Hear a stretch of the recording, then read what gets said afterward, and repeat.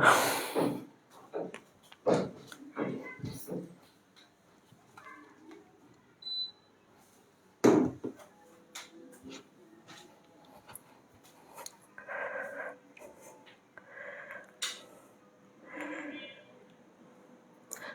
আলাইকুম প্রিয় শিক্ষার্থীরা, আশা করি তোমরা আল্লাহর রহমতে অনেক ভালো আছো।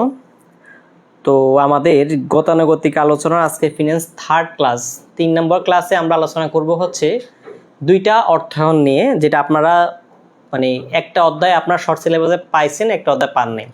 স্বল্পমেয়াদী অর্থায়ন পঞ্চম অধ্যায় ছিল এবং দীর্ঘমেয়াদী অর্থায়ন ষষ্ঠ অধ্যায় ছিল। তো আমরা ইনশাল্লাহ আজকে এখান থেকে আলোচনা করব। সবাই একটু দ্রুত জয়েন হয়ে যান আর একটু বলেন যে আমাদের সাউন্ড ঠিক আছে কিনা, সব কিছু ঠিকঠাক আছে কিনা একটু কত সবাই বলেন। 25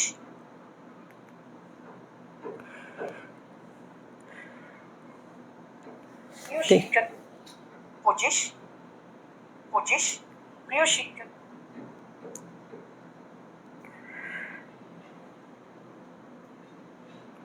আচ্ছা, নিরো যাক, সুন্দর একটা নাম দিছেন। আমরা আজকে আলোচনা করব হচ্ছে আমাদের স্বল্প মেয়াদী অর্থায়ন, এটা আজকের আমাদের আলোচনার বিষয়। সাউন্ড ঠিক আছে কিনা একটু বলেন।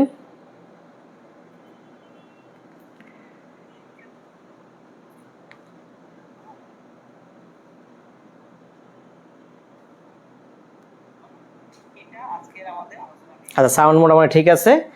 শুরু করি, আমরা একটু বেসিক থেকে শুরু করি। এর মধ্যে আমার দুইটা অধ্যায় আছে, স্বল্পমেয়াদী অর্থায়ন এবং দীর্ঘমেয়াদী অর্থায়ন।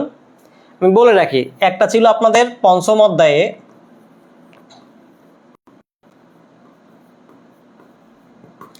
একটা ছিল আপনাদের ষষ্ঠ অধ্যায়ে।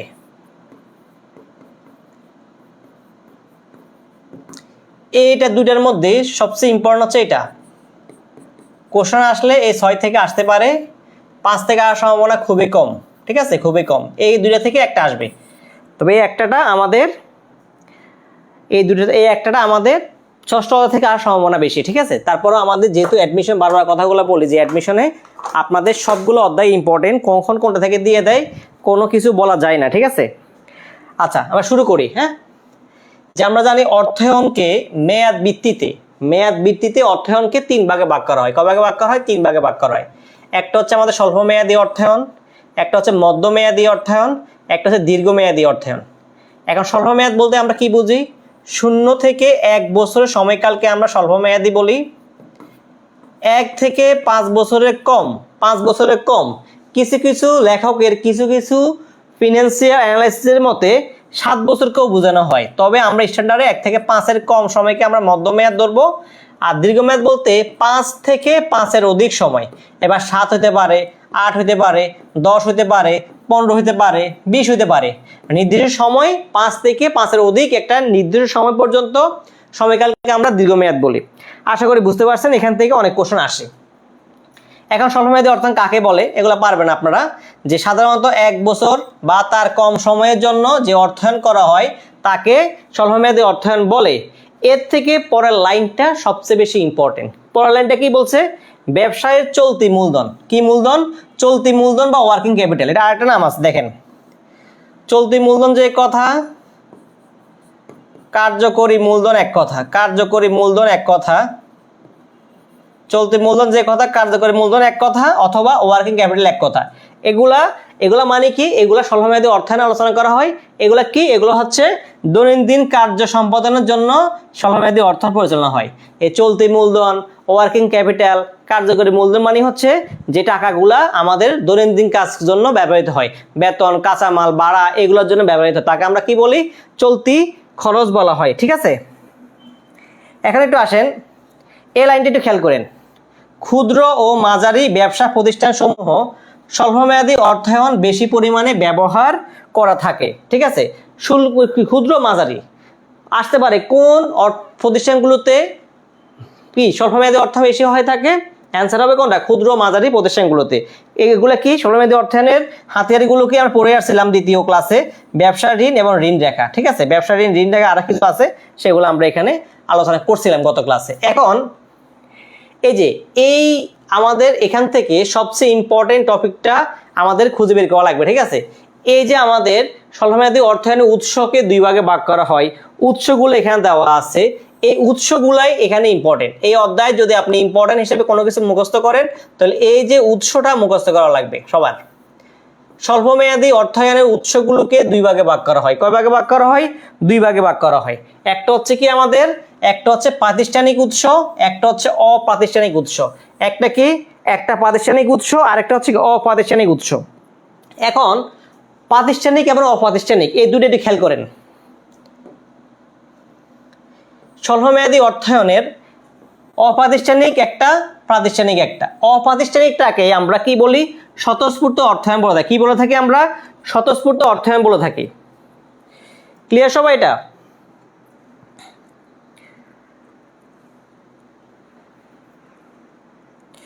ক্লাসে উপস্থিতি একজন কেন বুঝলাম না আপনাদের?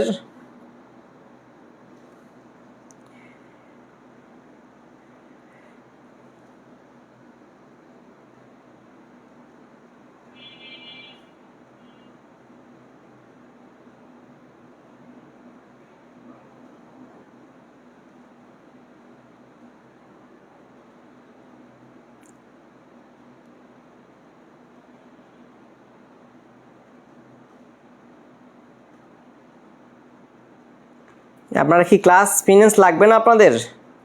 যদি না লাগে ভাই 2-1 ক্লাস করলে ক্লাসটা তো আসলে নেওয়া কেমন জিনিসটা মনে হচ্ছে আপনাদের কাছে? আপনারা তো ক্লাস, আমার প্ল্যানিং ছিল হচ্ছে আপনাদের এই পর্যায়ে এসে আমি বেসিক শেষ করে দিব, এরপর আপনাদের কোশ্চেন অ্যানালিসিস করে আমরা আপনাদের ফার্স্ট টাইমের সাথে অ্যাড করে রাখবো। কিন্তু আপনাদের রিসেন্টলি যে অবস্থা, আপনারা ক্লাস করে না ফিনান্সে, যে এখন একজন আছে, মানে একজন আছেন, এই যে মাঝে মাঝে একজন, মানে শুধু আমি ক্লাস দেখতেছি, এটাই বোঝাচ্ছে।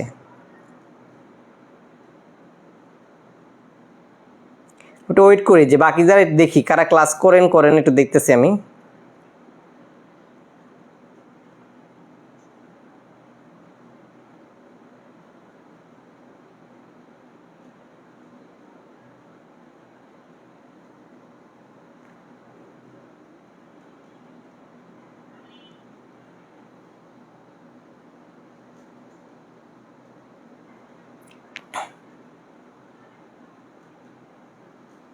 ক্লাস করতেছেন একজন, হ্যাঁ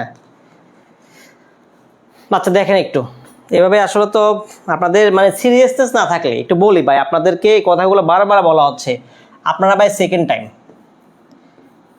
টাইম মানি আপনি বুঝেন না যে আপনার কাছে অনেক সময় আছে ভাই, এবং আপনাদের থেকে ফার্স্ট টাইমাররা পিছিয়ে আছে মাত্র 1 মাসের দূরত্বে। যে আপনি এখনও 1 মাস কাভার দিতে না পারেন, সে আইসা তার সাথে আপনিও ফুল ফোর্সে আগান লাগবে। আপনি ধরে রাখেন যে আপনি সেকেন্ড টাইম আর আপনি অনেক কিছু পারেন, আপনি পরিশ্রম করা লাগবে না, আপনি না পড়লে হয়ে যাবে, এটা ভুল। কারণ আপনি নিজেও বুঝেন ফার্স্ট টাইম যখন আপনি ছিলেন আপনার কী পরিমাণ উদ্দীপনা ছিল, কী পরিমাণ স্বপ্ন ছিল, কী পরিমাণ স্পৃহা ছিল। সেই স্পৃহা ধরে রাখার পরও আপনারা অনেক কাঙ্ক্ষিত জায়গায় পাননি। আপনি কি মনে করেন যারা ফার্স্ট টাইমে আসছে এটা পারবে না আপনার সাথে, আপনি না পড়লে? আপনাদের যদি এই অবস্থা হয় তাহলে আপনাদের মানে সেকেন্ড টাইম নামের জন্য দেওয়া হবে। কথাগুলো আমরা সবসময় বলে আসতেছি আপনাদের যে সিরিয়াসলি আগান ভাই, সময় করেন, পরিশ্রম করেন, সময়ে আগান, পরিশ্রম করেন, খুব বেশি পরিশ্রম করেন। এই সেকেন্ড টাইমার আপনারা প্রায় 500-র মতো আছেন। এখন যদি আপনারা সবাই চান আমাদের গাইডলাইনে ইনশাআল্লাহ এই 500 জনের চান্স পাবেন, 500 জনে পাবেন। কিন্তু আপনার চাওয়া লাগবে, আপনি কঠোর পরিশ্রম করা লাগবে। আপনি পরিশ্রম করবেন না, আপনি শুধু ভর্তি হয়ে গেছেন, আচ্ছা ঠিক আছে হয় না, টাকা তো কম, আচ্ছা ঠিক আছে বাসায় বলবো আমি সেকেন্ড টাইম দিচ্ছি, চাপ দিবে না আর। হ্যাঁ, আপনি দেখা যায় অনেক জায়গায় ভর্তি হয়েছেন, অনেক জায়গায় ভর্তি হওয়ারও নাই। অনেকে দেখা যায় কোথাও ভর্তি হন নাই, অনেকে ভর্তি হয়েছেন ক্লাস করতেছেন না, ওটাকে অপশনাল রাখতেছেন, ওইদিকে ক্ষতি করতেছেন, এদিকে ক্ষতি করতেছেন। আলটিমেটলি ওই সেকেন্ড টাইম দেওয়ার পর দেখবেন যে কোথাও আসে নাই, আগের মতো ওয়েটিং ছিলেন, পরিশ্রম হয় নাই, একই আফসোস আসবে। তখন বলবো আমার কপালের দোষ, এই হয়েছে, আমি চেষ্টা করছিলাম। কিন্তু নিজের বিবেকের কাছে নিজে সৎ থাকেন, ঠিক আছে? আপনাদের ক্লাসের উপস্থিতি খুব কম, এই যে এতজন স্টুডেন্ট, এর মধ্যে আমার আইডিয়া 100 কি 200-র মতো আছেন ফিনান্স নিয়ে, ঠিক আছে? ক্লাস করতেছেন 1 জন, 2 জন, 3 জন, 4 জন, ঠিক আছে? এগুলা তো আসলে সেকেন্ড টাইমের বৈশিষ্ট্য না ভাই। সিরিয়াস না হইলে আপনি কখনো চান্স আসবে না, কখনো চান্স আসবে না। আর এই 2-1 জন, 0 জন, 2 জন নিয়ে ক্লাস আসলে করার যে এনার্জি শুরু হয় সেটা থাকে না, আসলে থাকে না ক্লাসের। ডেইলি স্লাইড গোছায় আনি যে এখানে বেস্ট রিপোর্ট দিব, কিন্তু আপনাদের উপস্থিত দেখা বা আপনাদের আগ্রহ দেখা ক্লাস মানে নেওয়ার আসলে ইচ্ছা থাকে না, কিন্তু যারা আছেন তাদের নিয়ে ক্লাসটা টানা লাগে। বুঝতে পারছেন? আমি এই কথাগুলো আবার বলতেছি ভাই, সেকেন্ড টাইম মানি নামের জন্য দিয়েন না। সেকেন্ড টাইম দিচ্ছেন, সেকেন্ড টাইমটা অবশ্যই আপনার লাইফের বেস্ট সময়টুকু পরিশ্রম করে সেকেন্ড টাইমটা দেন, এবং যদি ওই ইফোর্ট দিতে পারেন ইনশাল্লাহ আপনার কোথাও না কোথাও দ্বিতীয়বার কোথাও না কোথাও চান্স অবশ্যই আসবে পাবলিকে। আর যদি নামের জন্য দেন, নামেই হবেন, নাম করেই দিবেন, এরপরে পরীক্ষার পরে মোটামুটি ইফোর্ট দিয়ে ওয়েটিংয়ে থাকবেন, দূরের কিছু সাবজেক্ট পাইতে পারেন বা নাও পাইতে পারেন, মাথায় রেখেন। কারণ ফার্স্ট টাইমে যারা আছে আবার এই যে আবার নতুন প্লোতে 50,000 থেকে 1 লক্ষ স্টুডেন্ট খুব ভালো পরিশ্রম করে তারা পাবলিকে চান্স পাওয়ার জন্য, তো যে পরিশ্রম বেশি করে সেই চান্স পাবে। ঠিক আছে, এটা মাথায় রেখেন, এটা মাথায় রেখেন। আজ এটা বলতেছিলাম যে আমাদের বলছিলাম এই স্লাইডটা হচ্ছে আমাদের খুব বেশি ইম্পর্টেন্ট, এই স্লাইডটা খুব বেশি ইম্পর্টেন্ট আমাদের। এখান থেকে এই চকটা যে আমাদের অর্থায়ন, স্বল্পমেয়াদী অর্থায়ন উৎসকে আমরা 2 ভাগে ভাগ করছি, একটা হচ্ছে অপ্রাতিষ্ঠানিক উৎস, একটা হচ্ছে প্রাতিষ্ঠানিক উৎস। অপ্রাতিষ্ঠানিকটাকে আমরা বলি স্বতঃস্ফূর্ত অর্থায়ন। কি বলা হয়? স্বতঃস্ফূর্ত অর্থায়ন, নিজ ইচ্ছায় অর্থায়ন করা থাকে। এখানে মোট 3টা জিনিস আছে। কয়টা জিনিস? 3টা জিনিস। একটা হচ্ছে ব্যবসা ঋণ, ক্রেতার নিকট থেকে অগ্রিম, আর একটা হচ্ছে বকেয়া ব্যয়। এই 3টা হচ্ছে স্বতঃস্ফূর্ত অর্থায়নের বা অপ্রাতিষ্ঠানিক উৎস, স্বল্পমেয়াদী অর্থায়নের। প্রাতিষ্ঠানিকগুলিকে আবার 2 ভাগে ভাগ করা হয়। একটা হচ্ছে মুদ্রা বাজার। মুদ্রা বাজার যে কথা আমরা বলছিলাম, অর্থ বাজার এক কথা, বলছিলাম আমরা মানি মার্কেট এক কথা। এটা কোন মার্কেট? যে বাজারে স্বল্পমেয়াদী সম্পদগুলো ক্রয় বিক্রয় করা হয়। এই মুদ্রা বাজার নিয়ন্ত্রণকে বাংলাদেশ ব্যাংক, কে? বাংলাদেশ ব্যাংক। আর পুঁজি বাজার বা মূলধন বাজার নিয়ন্ত্রণকে Bangladesh security exchange commission, BSEC। এখন আসেন, মুদ্রা বাজারে 2টা জিনিস বিক্রি হয়, একটা হচ্ছে বাণিজ্যিক পত্র, কমার্শিয়াল পেপার, একটা হচ্ছে ব্যাংক স্বীকৃতিপত্র বা ব্যাংক অ্যাকসেপ্টেন্স। আর ব্যাংক ঋণকে আবার 2 ধরনের হয় ব্যাংক ঋণ। কিছু ব্যাংক ঋণ জামানত ছাড়া হয়, কিছু ব্যাংক ঋণ জামানত যুক্ত হয়। জামানত ছাড়া কোনগুলা? ঋণ রেখা, ঘূর্ণীয়মান ঋণ রেখা, লেনদেন ঋণ, এই 3টা। আর জামানত যুক্ত ঋণ কোনগুলা? প্রাপ্য বিলের মাধ্যমে, মজুত পণ্যের মাধ্যমে। প্রাপ্য বিল আপনার জামানত রেখেছেন, মজুত পণ্য জামানত রেখে ঋণ নিছেন, এই ধরনের। ঠিক আছে?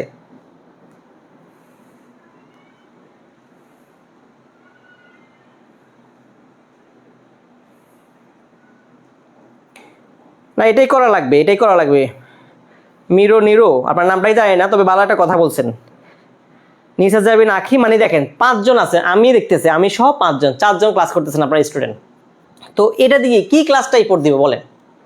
এবং আপনাদের প্রথম আমাদের প্ল্যানিংয়ে ছিল যে আপনাদের যে মেজর বিষয়গুলো আছে, অ্যাকাউন্টিং, ইংলিশ, তারপর হচ্ছে আপনার বাংলা, আর হচ্ছে অ্যাকাউন্টিং ম্যানেজমেন্ট, এই 4টা বিষয় ক্লাস আমরা টানবো। ঠিক আছে?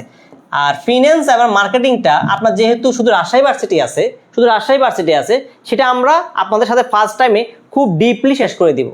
কিন্তু না, অনেকেই বলছেন না স্যার আমাদের ফিন্যান্স আছে, ফিন্যান্স দেওয়া লাগবে, আমাদের মার্কেটিং আছে, মার্কেটিং দেওয়া লাগবে। তো দিচ্ছি, তো আমরা দিচ্ছি, আপনাদের যেমনি সুবিধা ওইভাবেই দেওয়া হবে এবং ওইভাবেই করা হবে। বিগত বছরগুলো সেম কাজ করা হয়েছে, আপনারা জানেন, অনেকেই আমাদের পুরনো স্টুডেন্ট জানেন ক্লাস কীভাবে নেওয়া হয়। কিন্তু আপনি বলবেন আমরা ক্লাস নিব, ভাই আমার শেখার জন্য তো ক্লাস না, আপনার শেখার জন্য ক্লাস। আর আপনি ক্লাস করতেছেন না, লাভ নাই তো ভাই, লাভ নাই। আপনি মনে করেন আমি ক্লাস টাকা দিয়ে কিনছি, সারা ক্লাস নেওয়া লাগবে, হ্যাঁ একাধিকবার ক্লাস শেষ হবে, মাথায় রাখেন, একাধিকবার, সেকেন্ড টাইম একাধিকবার শেষ হবে। কিন্তু ভাই আপনার তো পড়া লাগবে, লাভ দরকার আপনার। ঠিক আছে? ক্লিয়ার? তাহলে এরকম যদি করেন আসলে মানে কিভাবে ক্লাসটা নেওয়া হয় আর কিভাবে আপনার প্রিপারেশন নেবেন। আমি আমার ক্লাস নেওয়া লাগবে, নিচ্ছি, সমস্যা নাই, আমি পরিশ্রম করে যাব, সমস্যা নাই। কিন্তু ভাই আপনার কি ইনপুট পাচ্ছেন, আপনি এখান থেকে কি পাচ্ছেন আউটপুটটা, সেটা একটু ভেবে চিন্তা করেন। ঠিক আছে? পরিশ্রম করা লাগবে আপনার, আপনি করতেছেন না। আর যাই হোক, এটা ইম্পর্টেন্ট। এখন আসেন, এই যে জিনিসগুলা এগুলো একটু দেখেন। এই ব্যবসা ঋণ থেকে আমার দেখেন, ব্যবসা ঋণটা সবচেয়ে বেশি ইম্পর্টেন্ট। ব্যবসা ঋণ, ঠিক আছে, এটাকে বলা হয় কস্ট অফ ট্রেড ক্রেডিট। কি বলা হয়? Trade credit. ট্রেড মানে ব্যবসা, ক্রেডিট মানে ঋণ, ট্রেড ক্রেডিট। ঠিক আছে? কস্ট অফ ট্রেড ক্রেডিট এটাকে বলা হয় KTC নামে অনেক সময় উল্লেখ করা হয়। KTC, cost of trade credit বা KTC নামে উল্লেখ করা হয়, KTC নামে উল্লেখ করা হয়। আচ্ছা, ব্যবসা ঋণ, এটা আমি বলি যে দেখেন স্বল্পমেয়াদী অর্থায়নের মধ্যে বহুল প্রচলিত হচ্ছে ব্যবসা ঋণ। এই ব্যবসা ঋণটা ক্ষেত্রে দেখেন, এই যে সাধারণত এই যে এইটাই খেয়াল রাখবেন, দাঁড়ে বা বাকিতে, দাঁড়ে বা কি বাকিতে, দাঁড়ে বা বাকিতে ক্রয় বিক্রয়ের ফলে এই ঋণ উদ্ভাবন হয়। দাঁড়ে বা বাকিতে এর আসবে যে ব্যবসা ঋণ কখন উদ্ভাবন হয়? বাকিতে বা দ্বারে পণ্য ক্রয় বিক্রয়ের ক্ষেত্রে ব্যবসা ঋণের উদ্বোধন হয় বা উৎপত্তি হয়। ঠিক আছে, এখন এখানে দেখেন, এখানে এই ঋণের শর্ত হচ্ছে এটাই, কোশ্চেন ধরেন এটাই বলা থাকলে ধরেন 2/10 নিড বা N30 বললো, এইটা হচ্ছে কোশ্চেন। এটা মানে কি? এটা মানে হচ্ছে আমি যে বাকি নিলাম, বাকির টাকা 30 দিনের মধ্যে দেওয়া লাগবে। নিট বা এন মানে হচ্ছে এটা বাকি বিক্রয়ের সময়সীমা কতদিনের মধ্যে দেওয়া লাগবে? 30 দিনের মধ্যে দেওয়া লাগবে। এখন আসেন, যদি আমি 10 দিনের মধ্যে দিই তো 2% ডিসকাউন্ট। 2% কি ডিসকাউন্ট? নগদ ক্যাশ ডিসকাউন্ট বা নগদ ডিসকাউন্ট কত? 2%। এখানে বলছে তার মানে 30 দিনের মধ্যে টাকা দেওয়া লাগবে, 20 দিনের মধ্যে দিলে 10% ডিসকাউন্ট। এই হচ্ছে আমাদের ট্রেড ক্রেডিট বা ব্যবসা ঋণের কন্ডিশন বা কোশ্চেন। সূত্র হচ্ছে কি? এই যে পার্সেন্ট, পার্সেন্ট মানে হচ্ছে এই যে এটা 10। তাহলে আপনাকে লিখবেন 10 বাই কত? 100 বিয়োগ 10 ইন্টু 360, 1 বছর 360 ধরা, ঠিক আছে? 360 পেমেন্ট আর ডিসকাউন্ট দেখেন, এই যে 30 দিনের মধ্যে দেওয়া লাগবে, 30 দিন হচ্ছে আমার পেমেন্ট পিরিয়ড, আর ডিসকাউন্ট পিরিয়ড কত? 20 দিন। 20 দিনের মধ্যে ডিসকাউন্ট পাবেন। এবার ক্যালকুলেশন করে অঙ্কটা করে নেবেন, ঠিক আছে? হ্যাঁ, এই কন্ডিশন 10 দিন 2%, এই কন্ডিশন 20 দিনের মধ্যে 10%। বুঝতে পারছেন না পারেন না? এই হচ্ছে আমাদের ট্রেড ক্রেডিটের জিনিস, ঠিক আছে? ক্রেতা নিকট থেকে অগ্রিম বুঝেন, উৎপাদনকারী প্রতিষ্ঠান অনেক সময় ক্রেতা সাধারণ কাছ থেকে মালের মূল্য বাবদ অগ্রিম টাকা গ্রহণ করে থাকে। অগ্রিম আগে নিয়ে থাকে, মাল দিবে, ঠিক আছে, পণ্য দিবে, বলো যে ভাই আগে টাকা দেন, তাহলে পণ্য পাবেন। তো এটা পণ্য দেয়নি, এখনো টাকা আগে নিয়ে রাখছে, এটা হচ্ছে অগ্রিম। এটা হচ্ছে স্বল্পমেয়াদী অর্থায়নের একটা উৎস, ঠিক আছে? এরপর আসেন বকেয়া খরচ।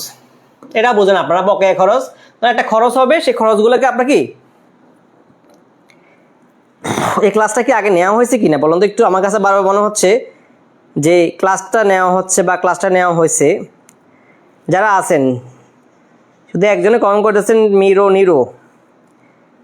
আমাকে একটু বলেন তো এই 3 নম্বর ক্লাসটা কি আমাদের নেওয়া হয়েছে কি না? ফিনান্স 3 নম্বর ক্লাসটা একটু বলেন তো আমাকে কষ্ট করে।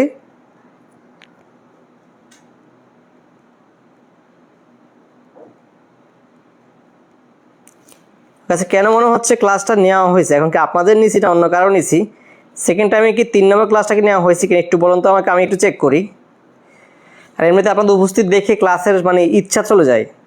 তারপর একটু বলেন সমাজ যারা ক্লাস করতে তাদের ক্লাস করানো হবে, একটু আমাকে বলেন যে 29 তারিখ, 29, 21 তারিখ, 28 জুন, 28, 5, 28, 27, 28, 23, 21, 14,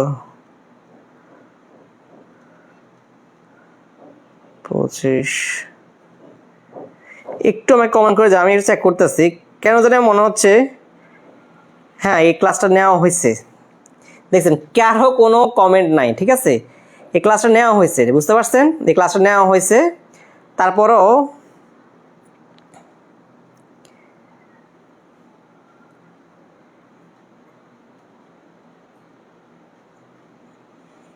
হ্যাঁ এই ক্লাসটা নেওয়া হয়েছে, এই ফিনান্স 3 ক্লাসটা নেওয়া হয়েছে। মানে আমি তো এই জন্যই বারবার বলতেছি, কারণ গত সপ্তাহের আগের সপ্তাহে ক্লাসটা নেওয়া হয়েছে এবং এখানে এই জিনিসগুলো বলা হয়েছে, এবার এই জিনিসগুলো বলা হয়েছে। তারপর দেখছেন মানে বেশিরভাগ স্টুডেন্টেরই মানে এই ব্যাপারে এখনো কোনো কমেন্ট না। দেখছেন যে ক্লাসটা মানে যে সিরিয়াস ক্লাস করার মতো কেউ নাই, ঠিক আছে? সিরিয়াস ক্লাস করার মতো কেউ নাই।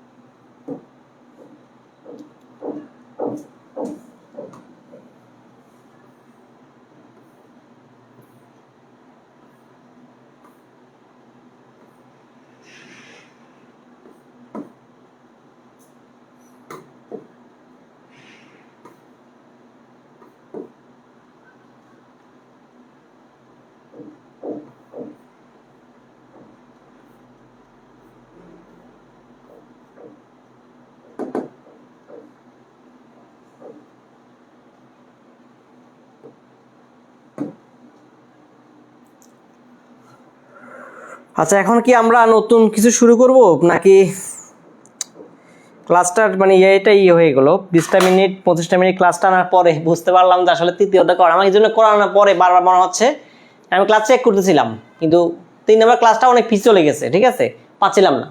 তো এই জন্য মনে হয়েছে যে আপনাদের 3 নম্বর মানে ক্লাস মানে হচ্ছে 5 এবং 6 অধ্যায়টা আমাদের করানো হয়নি, কিন্তু এটা করানো হয়েছে। যে ক্লাসটা করানো হয়েছে তার মানে এখানে আপনাদের বাকি আছে হচ্ছে চ্যাপ্টার 7, এই যে মূলধন ব্যয়টা বাকি আছে চ্যাপ্টার 7। তারপর 8 হচ্ছে মূলধনী ওই যে ক্যাপিটাল বাজেটিং বা মূলধন বাজেটিং, আর 9 হচ্ছে ঝুঁকি আয়। 9 হচ্ছে কি ঝুঁকি আয়, 9 হচ্ছে ঝুঁকি আয়। আচ্ছা আচ্ছা, একটু বলে রাখি আমি এখানে, যেহেতু আজকে ক্লাসটা এলোমেলো হচ্ছে, আমি একটু বেসিক কিছু দিয়ে রাখি। আসেন একটু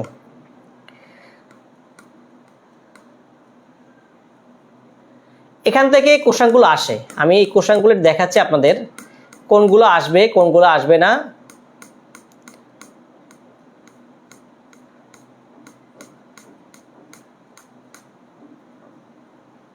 দেখেন একটু বলি আমি, ঠিক আছে। সাধারণ শেয়ারের ব্যয় একটু খুব খেয়াল করেন, ঠিক আছে। সাধারণ শেয়ারের ব্যয় নির্ণয় করতে আপনাদের সিএফএম অনুসারে লাগবে, তারপরে শূন্য প্রবৃদ্ধি মডেল লাগবে, স্থির প্রবৃদ্ধি মডেল লাগবে। এই 3টা জিনিস লাগবে, ঠিক আছে। 3টা জিনিস হলে সাধারণ শেয়ারের মূলধন ব্যয় হয়ে যায়, এটা আমি বলে রাখি। তাহলে একটু খেয়াল করেন।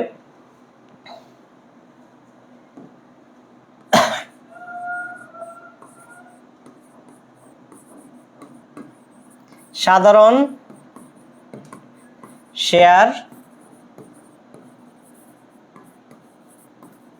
মূলধন ব্যয়, এই সাধারণ শেয়ার মূলধন ব্যয় করার ক্ষেত্রে একটু খেয়াল করেন সবাই। এই সাধারণ শেয়ার মূলধন ব্যয় করার ক্ষেত্রে আমাদের প্রথমে বের করতে হবে বা বের করতে বলে সিএফএম অনুসারে। সিএফএম মানে কি ভাইরা? সিএফএম মানে হচ্ছে ক্যাপিটাল অ্যাসেট প্রাইসিং মডেল, মূলধনী সম্পত্তি মূল্যায়ন মডেল। এর মাধ্যমে সাধারণ শেয়ারের মূলধন ব্যয়টা বের করা হয়। আপনি সাধারণ শেয়ারের মালিকদের সর্বনিম্ন প্রত্যাশা কতটুকু তা আমরা সিএফএ এর মাধ্যমে বের করা হয়। এটা আপনারা জানেন। এই মূলধন ব্যয় আমরা এখানে cost of equity, cost of equity মানে সাধারণ শেয়ারের ব্যয় বের করার সূত্র হচ্ছে আমাদের যে RF plus RM minus RF into হচ্ছে আমাদের বিটা, ঠিক আছে। বিটা আই বা বিটা মানে বাজার ঝুঁকি। এই 3টা মান দেওয়া থাকলে আমরা সাধারণ শেয়ারের মূলধন ব্যয় সিএফএম অনুসারে বের করব, মান দেওয়া থাকলে। এখন কথা হচ্ছে আরএফ মানে কি, এটা আপনারা জানেন। আরএফ মানে হচ্ছে রিস্ক ফ্রি রেট বা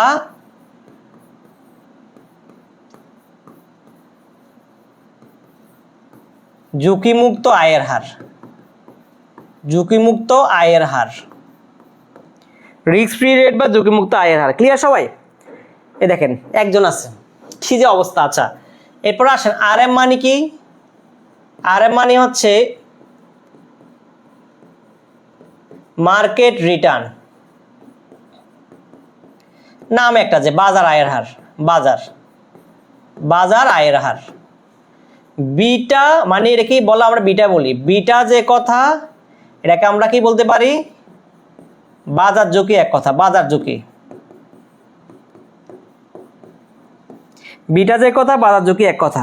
ক্লিয়ার সবাই? এটা তাহলে এই 3টা মান দেওয়া থাকলে আমরা সাধারণ শেয়ারের ব্যয় সিএপিএম অনুসারে করব, মানগুলো বসায় আমরা যোগ বিয়োগ করে মান নিয়ে আসবো। ক্লিয়ার এটা? আচ্ছা খেয়াল রাখবেন বিটের মানটা থাকে পয়েন্টে, পয়েন্ট থাকলে পয়েন্টে রেখে দিবেন, পার্সেন্ট নেওয়া দরকার নাই। বিটা পয়েন্টে থাকে, বিটা কোনো পার্সেন্টেজ হয় না। আচ্ছা এটা হচ্ছে আমাদের এক ধরনের। নাম্বার 2 এটা খেয়াল করেন।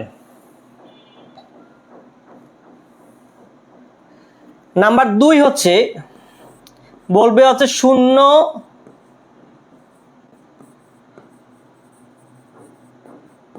লভ্যাংশ প্রবৃদ্ধি মডেল। শূন্য লভ্যাংশ প্রবৃদ্ধি মডেল। এই শূন্য লভ্যাংশ প্রবৃদ্ধি মডেল এটা মানে হচ্ছে আপনার লভ্যাংশ কোনো হারে বাড়বে না, প্রতি বছর একই হারে লভ্যাংশ দিয়ে যাবে আপনাকে।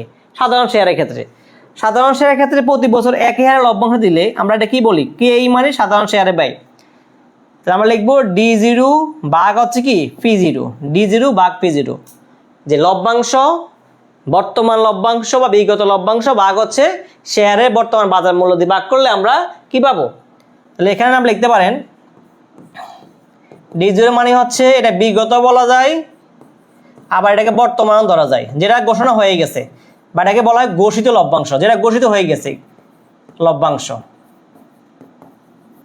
আর P0 মানে হচ্ছে শেয়ারের বাজার মূল্য, বাজার মূল্য বর্তমান বাজার মূল্য। এই দুটো দেওয়া থাকলে আমরা কি করব, এই দুটো দেওয়া থাকলে আমরা শূন্য লভ্যাংশ প্রবৃদ্ধি মডেল দিয়ে বের করব। আচ্ছা, এখন যদি লভ্যাংশ বৃদ্ধি পায়, স্থির লভ্যাংশ, এটাকে বলে স্থির, মানে প্রতি বছর একই হারে বাড়তেছে, প্রতি বছর একই হারে বাড়তেছে, তখন কি হবে দেখেন, তখন কি হবে দেখেন, তখন আমাদেরকে এই সমস্যা কি হবে জাস্ট একটু দেখেন, এখানে হবে D1, D0 না D1, D1 P0 minus F যদি থাকে প্লাস G, এই হচ্ছে আমাদের স্থির লভ্যাংশ প্রবৃদ্ধি মডেল। এখন D1 মানে কি বুঝেন, D1 মানে হচ্ছে ভবিষ্যৎ অথবা সম্ভাব্য লভ্যাংশ, যেটা এখনো পাই নাই, আনসার্টেন, বুঝে গেছে। P0 তে লিখলাম আমরা। F মানে হচ্ছে প্রোটেকশন কস্ট, তাহলে ইস্যুজনিত খরচ, ইস্যুজনিত শেয়ার ইস্যুজনিত খরচ বা বিক্রয়জনিত খরচ বা বাসমান খরচ, ঠিক আছে, বুঝতে পারছেন, বা প্রোটেকশন কস্ট। আর G মানে হচ্ছে গ্রোথ রেট, ঠিক আছে। এই সাধারণ শেয়ারের তিন ধরনের ব্যয়, CAPM দেখাইলাম, স্থির, আর আছে কি শূন্য লভ্যাংশ প্রবৃদ্ধি মডেল, এই তিন ধরনের ব্যয় আছে। এখন আমরা একটু আসি, এই ব্যয়গুলো থেকে অঙ্ক আসবে, এখান থেকে অঙ্ক আসলে কিভাবে আসতে পারে দেখি একটু আমরা।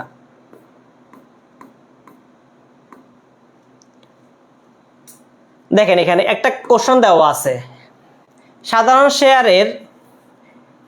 শেয়ারের লভ্যাংশের হার 10%, 10 টাকা, লভ্যাংশের হার 10 টাকা।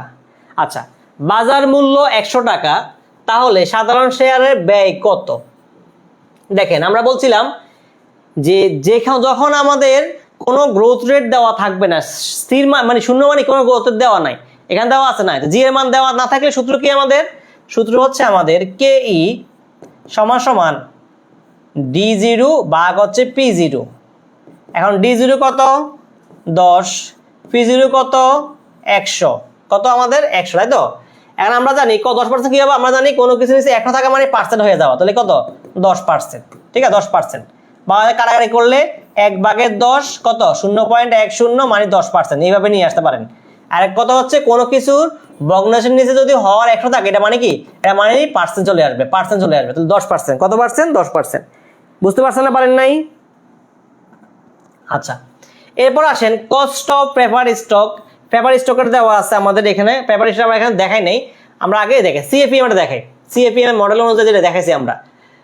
ধরেন ABC একটা কোম্পানি, বিটার মান 1, বিটার মান দেওয়া আছে কত 1, মানে বিটার মান দেওয়া আছে 1, বাজার আয়ের হার মানে RM দেওয়া আছে কত পার্সেন্ট 10%, ঝুঁকিমুক্ত আয়ের হার মানে RF দেওয়া আছে কত পার্সেন্ট 5%। তাহলে কোম্পানির সাধারণ শেয়ারের ব্যয় কত, KE কত হবে, আমরা জানি KE সমান কি RF plus RM minus RF into কি বিটা। RF কত আমাদের, RF কত 5%, 5 লেখেন এখানে, 5 প্লাস এখানে কত RM কত 10 বিয়োগ 5 ইন্টু কত 1, 5 থাকে এখানে, 10 থেকে 5 গেলে 5 থেকে 5 কত 10%, অ্যান্সার কত 10%। ক্লিয়ার সবাই এটা নাকি বুঝেন নাই? সবাই কি বুঝতে পারছেন? দুইজন ক্লাস করতেছেন, কি একটা আজকে টেলিগ্রামে নক করা লাগবে, একটু দাঁড়ান, আজকে আপনাদের টেলিগ্রাম নক করে পূর্ণদমে ক্লাস নেওয়া লাগবে, আর না হলে ক্লাস আপনাদের 5 টাইম পর্যন্ত ক্লাসে অফ থাকুক সমস্যা নাই, তো আপনারা অন্য বিষয়ে পড়েন, 5 টাইম পর্যন্ত ক্লাস অফ থাকুক অন্য বিষয়ে পড়েন।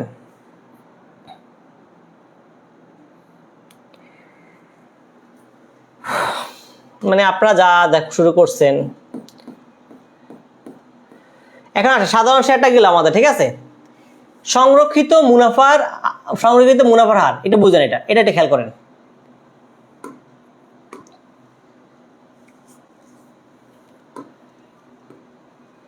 তাহলে সেকেন্ড হচ্ছে আমাদের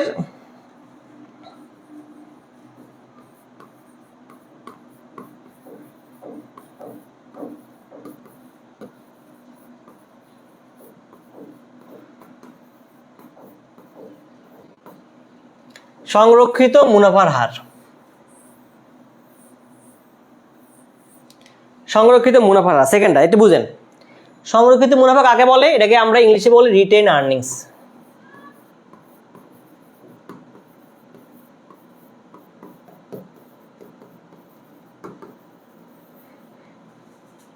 রিটেন আর্নিংস, তাহলে আমরা এটাকে কে আর বলি, কস্ট অফ রিটেন আর্নিংস, কে আর বলা হয় কস্ট অফ রিটেন আর্নিংস। এখানে দেখেন দুই ধরনের কথা আছে। একটা হচ্ছে আমাদের সংরক্ষিত, বা আমি বাংলা আগে লেখা বুঝাই, বাংলা আগে লেখা বুঝাই আপনার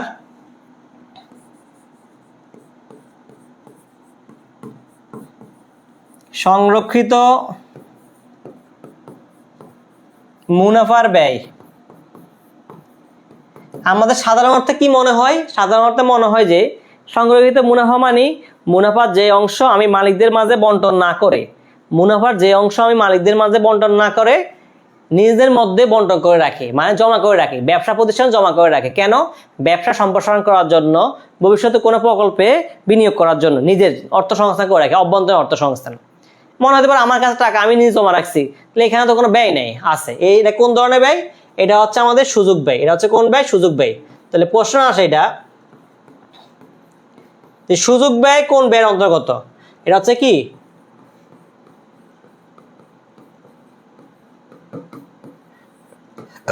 অপরচুনিটি কস্ট বা সুযোগ ব্যয়। তাহলে কোশ্চেনটা আসে সংরক্ষিত ব্যয় বলতে কোন ধরনের ব্যয়কে বুঝি আমরা? সংরক্ষিত ব্যয় বা মুনাফা বলতে আমরা সুযোগ ব্যয়কে বুঝি। এখন আমাদের অঙ্কের ক্ষেত্রে বা আমাদের কন্ডিশনগুলোর ক্ষেত্রে খেয়াল রাখবেন,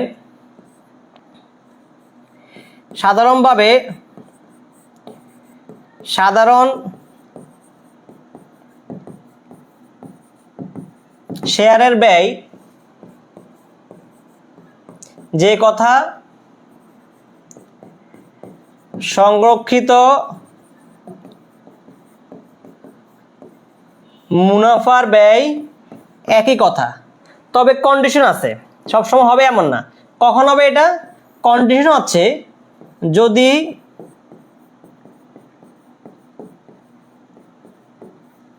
ব্যক্তিগত কর, এটাকে আমরা কি বলি? Personal tax. ব্যক্তিগত কর বা পার্সোনাল ট্যাক্স না থাকে, ব্যক্তিগত কর বা পার্সোনাল ট্যাক্স দেওয়া না থাকলেই আমরা কি করব? সাধারণ শেয়ারের ব্যয় যে কথা সংরক্ষিত মুনাফার ব্যয় এক কথা, মানে এটাকে আমরা বলি টিপি, মানে পার্সোনাল ট্যাক্স বলা হয়। দেওয়া না থাকলে সাধারণ শেয়ারের ব্যয় যে কথা সংরক্ষিত শেয়ারের ব্যয় এক কথা। তাহলে আমরা কিভাবে লিখতে পারি এটা? এটা আমরা বলতে পারি এটা এইভাবে যে আমাদের কে আর সমান কে ই, কে আর সমান কি কে ই। কখন বলবো আমরা? যখন আমাদের টিপি মানে পার্সোনাল ট্যাক্স দেওয়া থাকে না, যখন আমাদের পার্সোনাল ট্যাক্স দেওয়া থাকে না তখন আমাদের কে আর সমান কে হয়। কিন্তু যখন দেওয়া থাকবে ভাই তখন কি হবে? যখন দেখেন যখন দেওয়া থাকবে তখন কি হবে দেখেন, যদি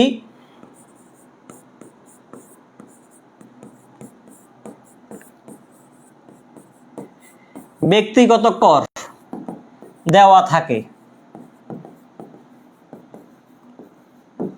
যদি ব্যক্তিগত কর দেওয়া থাকে তখন কি হবে? তখন আর এটা হবে, তখন কে আর সমান কি হবে? তখন কে আর সমান কে ই 1 মাইনাস টিপি, মানে পার্সোনাল ট্যাক্স বাদ যাবে, ট্যাক্স তখন বাদ যাবে। এই হচ্ছে তখন সূত্র। এই দুইটা সূত্রই সংরক্ষিত মুনাফার ক্ষেত্রে, এই দুই সূত্র। সবাই কি বুঝতে পারছেন না পারেন নাই বলেন তো একটু? সবাই কি বুঝতে পারছেন না পারেন নাই?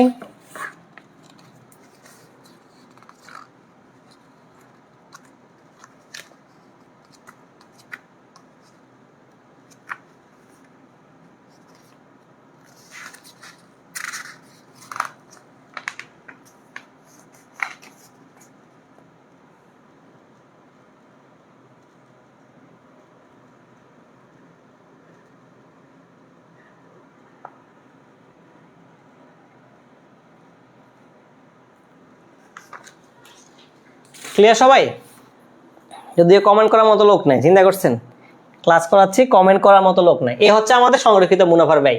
তাহলে আমরা দুটো জিনিস দেখাইলাম, একটা হচ্ছে আমাদের সাধারণ শেয়ারে ব্যয় 3 নিয়ম লাগবে আপনাদের, সাধারণ শেয়ারে ব্যয়ে 3 নিয়ম লাগবে, সে 3 নিয়ম দেখানো হয়েছে।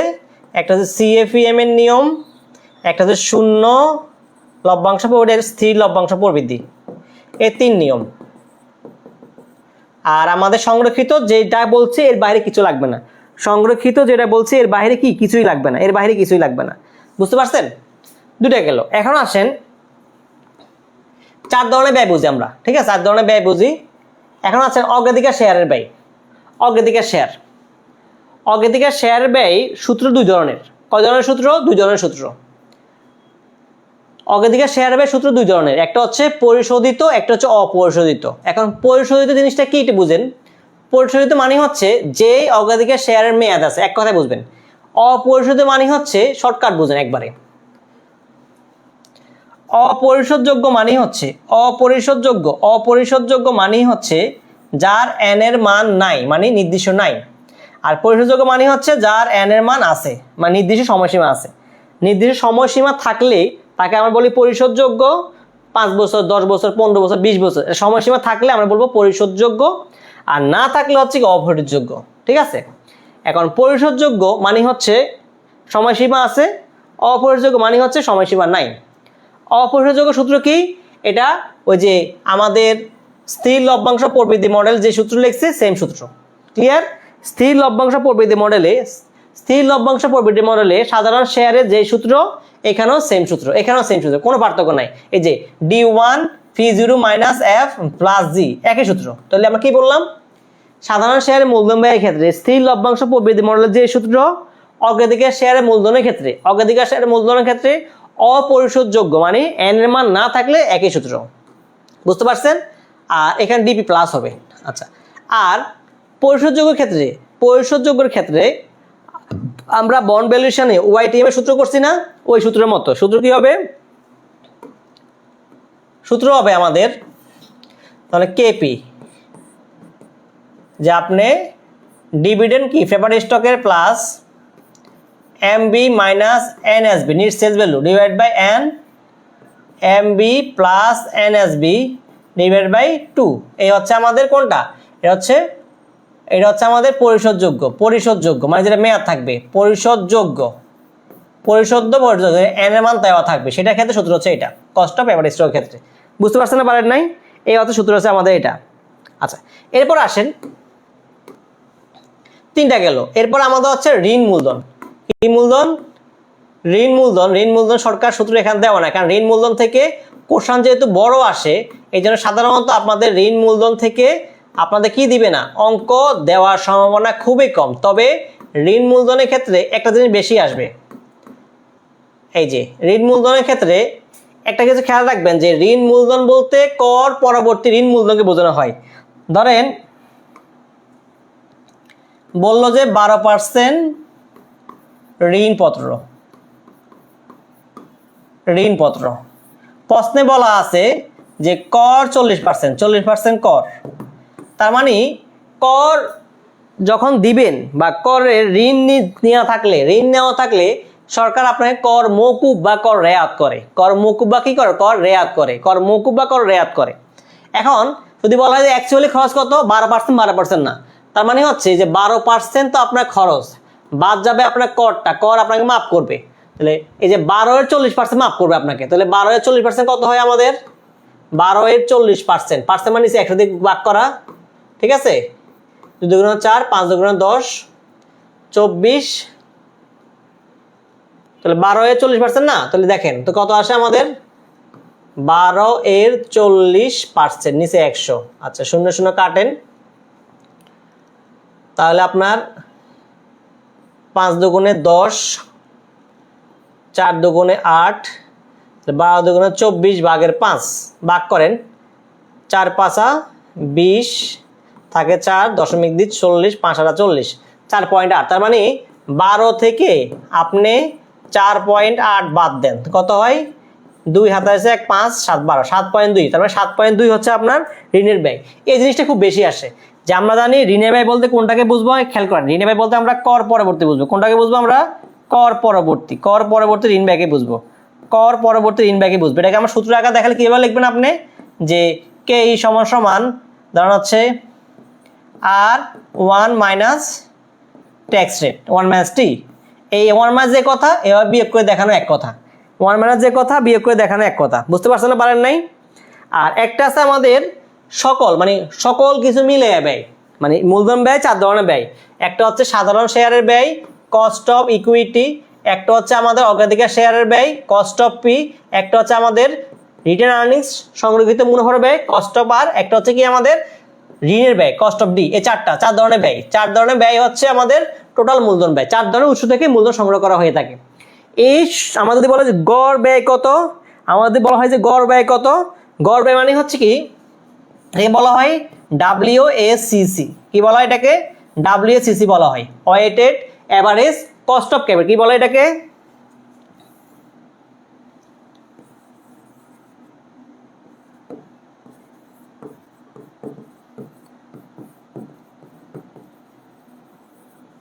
Weighted average cost of capital, weighted average cost of capital, এটা হচ্ছে WACC। মানে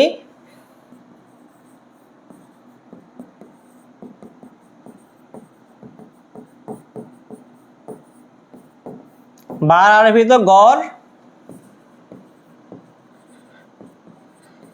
মূলধন ব্যয়।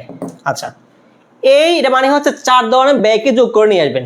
সূত্র হচ্ছে কি আমাদের, ধরেন WE ইন্টু KE সাধারণ শেয়ার, যোগ WP ইন্টু KP অগ্রাধিকার শেয়ার, যোগ WR ইন্টু KR সংগৃহীত মুনাফা, যোগ WD ইন্টু KD ঋণ। এই সবগুলো গুণ করে আমাদের মানগুলো নিয়ে আসবো। এখন মাথা রাখবেন, ঋণের ক্ষেত্রে ব্যয় বলতে বুঝবেন ওই যে কর পরবর্তী ঋণ। কোনটাকে বুঝবেন? কর পরবর্তী ঋণ কি বুঝবেন। ঋণের ক্ষেত্রে ব্যয় বলতে আমরা কোনটাকে বুঝবো?